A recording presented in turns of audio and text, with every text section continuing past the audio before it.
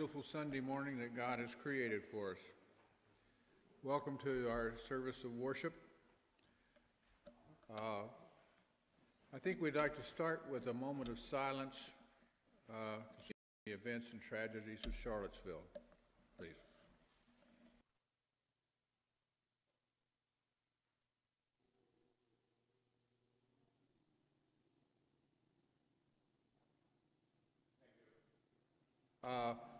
There will be a congregational meeting on Sunday, September the 10th at 9:45, and we want to make sure that everybody tries to attend. It's kind of our annual meeting, but grab a cup of coffee, join us in the fellowship hall to discuss the future and current Campbell Church. We encourage you to sign the friendship pad that is along the center aisle. It's passed to you, and greet those that are seated near you. There'll be fellowship after the service this morning in the fellowship hall through the doors here to our right. Join with others for some time, a good time in the fellowship hall. Carolyn Young has an announcement. Before Carolyn, can I just make an announcement about the Labor Day weekend? Labor Day weekend is typically a low attendance in the church.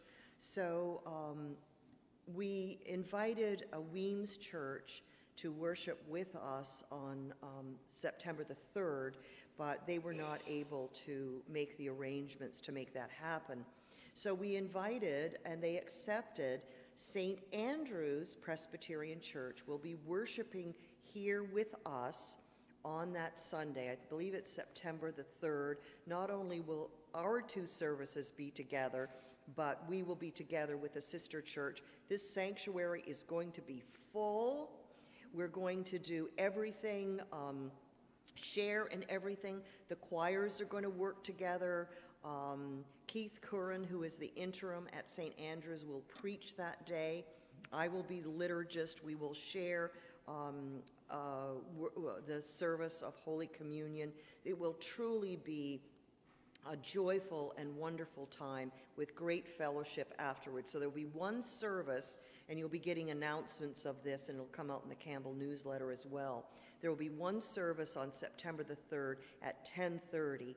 So I ask for, if you're going to be in town, please make every effort to attend so that we can welcome our brothers and sisters, Presbyterian USA, just across town. Thanks.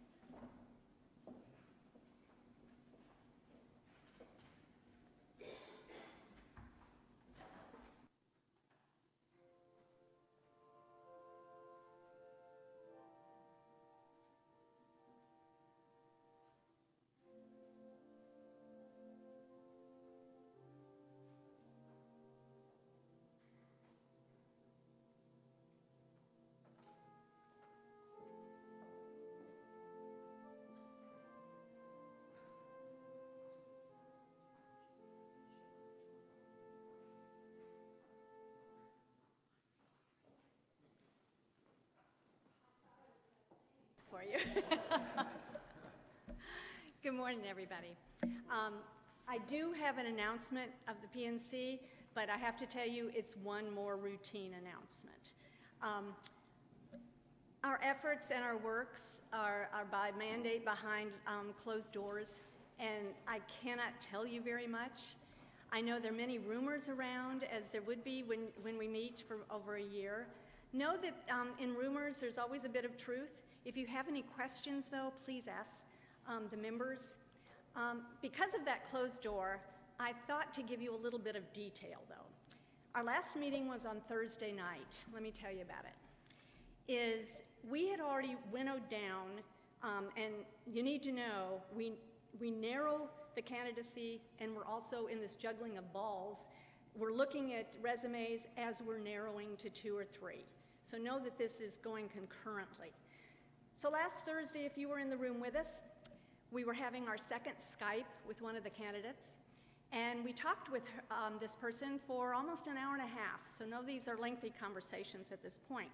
We're sitting at a white table because there's a white tablecloth. We're sitting there with our name tags in front, and we were able to ask questions about theology, congregational care, the PCUSA going forward. We talk about out of the box, what this person's plans would be, lots of questions in that hour and a half. And then we ask them to ask us questions. And this is when I wish you were there, but know that you are on our shoulders. And this person asked about, what are the joys of Campbell? What are the problems that you are having? And then, of course, this particular candidate says, oh, tell me about soccer in the area. So we get to a lot of different things that we talk about, and we'll have another Skype with this person. We go out, we've had people here preach in our sanctuary, we've gone visiting others. So there's an openness and a narrowing in this process. But my talk is very routine at this point for you all. When you have a question and you go to the members, you can go to Keith Meeberg or Rebecca Young, who are co-chairmen of it, Suzanne Gallagher, Bob Fox, and me. Charles Hayden, good Charles, who signed up for 18 months, the commitment to be on the PNC, the Pastor Nominating Committee, has resigned. Is our, this commitment, it was the stated clerk, Carson Ryan, who told us that we would probably have on average of 18 months. So just imagine our collective sigh on that, 18 months. And obviously, we're extending. And an average means that they're higher months too, and that's what we're living through right now. But what I need to tell you that, quite honestly, as I'm speaking to you this morning, my thoughts are not with the PNC at all. I talked last night to our daughter for over an hour, who lives in Charlottesville. And we know, as I say good morning to you this morning, we know yesterday Charlottesville did not have a good morning, a good afternoon, a good evening the night before, or last night either. That beautiful town in our Commonwealth of Virginia was taken over by evil. The white supremacists, the alt-right, the neo-fascists. It is a time that there is a complete disconnect. But what we need to realize as we talk with one another and we look in each other's eyes, we are equal. We're speaking soul to soul, and these souls are fragile. So I ask for your prayers. I ask for your patience, but not patience with that. I ask for you to pray for the PNC committee, for our church, for the pastors that we're considering and are considering us, for Charlottesville, and for our nation. Bear with us all.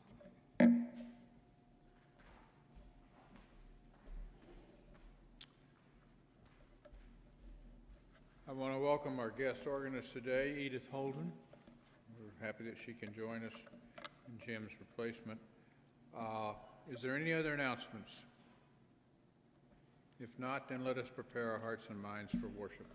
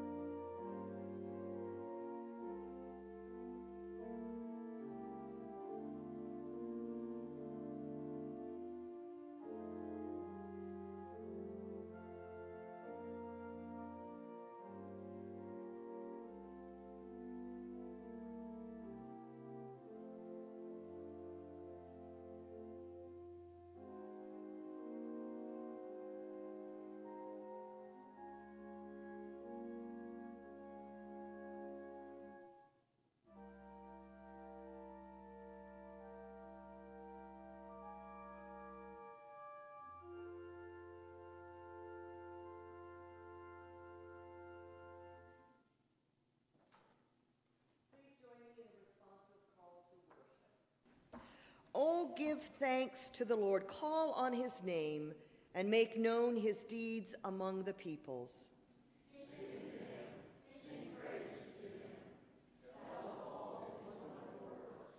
Glory in his holy name. Let the hearts of those who seek the Lord rejoice.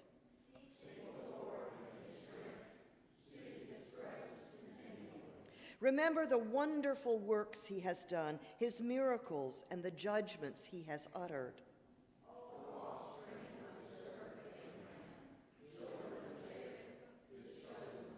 Let us worship God together, and let us continue with the opening prayer.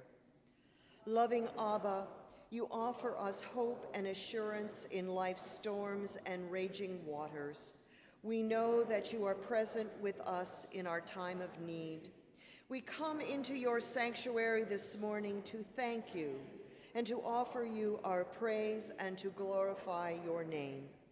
Reveal to us the great works of which we are capable, and help us to rise above any of our own narrow purposes, so that we might be of service to the world.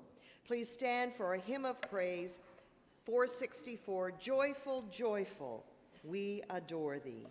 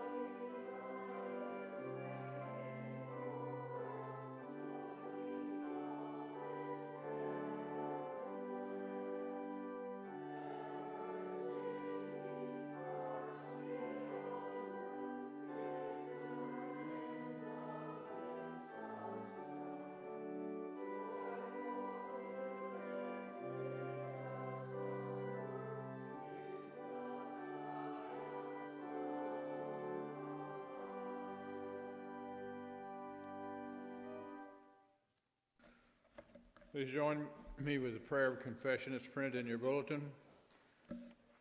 God, of all those who are lost and confused, we are powerless without your guidance and are quickly beaten by the storms of life. Without your grace, we fall to our injuries and are soon imprisoned by our resentments. Without your intervention, we quickly submerge and gasp for breath in our misery and despair. Reacquaint us with your saving grace, that we may know that anything is possible, even when everything seems to be falling apart. Renew our dreams and hopes for the future, that we may be instruments of your promise.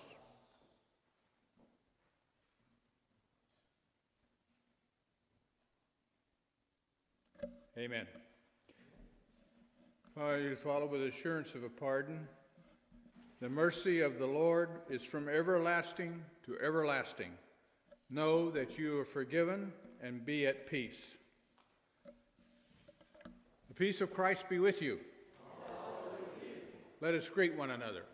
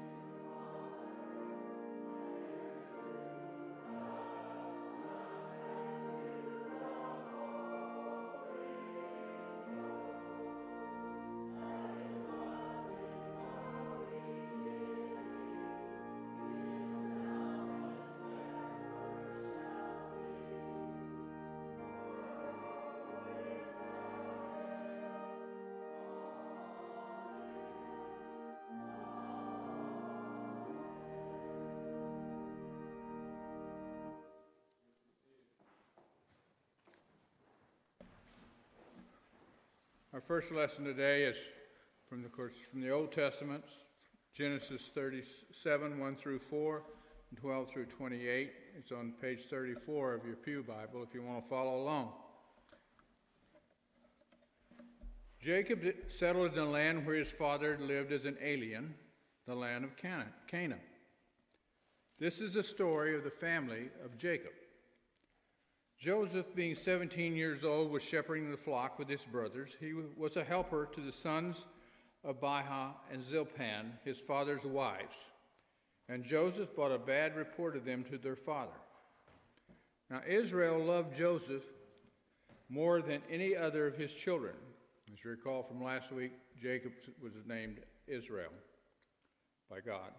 Because he was a son of his old age, he had made him a long robe with sleeves. But when his brothers saw that their father loved him more than all his brothers, they hated him, and they could not speak peacefully to him. Now his brothers went to pasture their father's flock near Shem.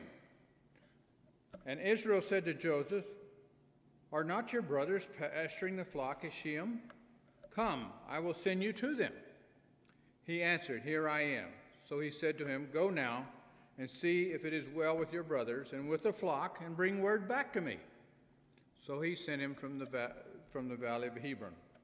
He came to Shem, and a man found him wandering in the fields. And the man asked him, "What are you seeking?" And he says, "I'm seeking my brothers." He said, "Tell me, please, where they are pasturing the flock." The man said, "They have gone away, for I heard them say, 'Let us go to Dothan.'" So Joseph went after his brothers and found them in Dothan. They saw him from a distance, and before he came near to them,